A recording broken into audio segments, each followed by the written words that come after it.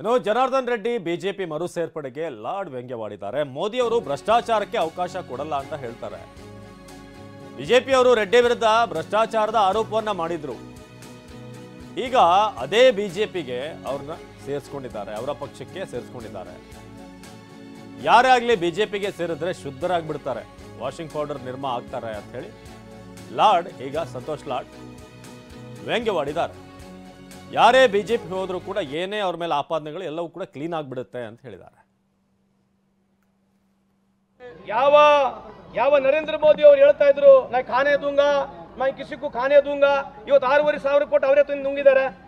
ಇವತ್ತು ಜನಾರ್ದನ್ ರೆಡ್ಡಿ ಅವ್ರ ಬಗ್ಗೆ ಏನು ಅಲಿಗೇಷನ್ ಇತ್ತು ಅವರೇ ದೂರಿಟ್ಟಿದ್ರು. ಇವತ್ತು ಮತ್ತೆ ಜನಾರ್ದನ್ ರೆಡ್ಡಿಯನ್ನು ಅವರೇ ತಗೊಳ್ತಾ ಇದ್ದಾರೆ. ಕಾರಣ ಏನು? ಇವತ್ತು ಗೆಲ್ಬೇಕು ಡೆಸ್ಪರೇಟ್ ಆಗಿದ್ದಾರೆ. ಅವ್ರಿಗೆ ಗುರ್ತಿದ ನಂಬರ್ ಸರಿ ಇಲ್ಲ ಅಂತ ಹೇಳಿ EVM ಟ್ಯಾಂಪರಿಂಗ್ ಮಾಡಬೇಕು, ಜನಕ್ಕೆ ಸುಳ್ಳು ಹಾದಿ ತಪ್ಪಿಸ್ಬೇಕು, ಯಾರನ್ನ ಕರ್ಕೊಂಡೋಗಿ ಜೈಲಿಗೆ ಹಾಕಬೇಕು, ಇನ್ನೊಬ್ಬರನ್ನ ಎಳ್ಕೋಬೇಕು. ಇದೇ ಬಿಟ್ರೆ ಇನ್ನೇನಿದೆ ಈ ದೇಶದಲ್ಲಿ? ಬೇರೆ ಏನಿದೆ ಹೇಳ್ರಿ? ಬೆಳಗ್ಗಿಲಿಂದ ಸಾಯಂಕಾಲವರೆಗೆ ಮೋದಿ ಬಿಟ್ರೆ ಇನ್ನೇನಿಲ್ಲ ಈ ದೇಶದಲ್ಲಿ. ಹಂಗೆ ಆಗಿದೆ ಅಲ್ಲ. ಯಾರ್ಯಾರು ಬಿಜೆಪಿಗೆ ಹೋಗ್ತಾರೆ ವಾಷಿಂಗ್ ಪೌಡರ್ ನಿರ್ಮಾ ಇದ್ದಂಗೆ ಅದು.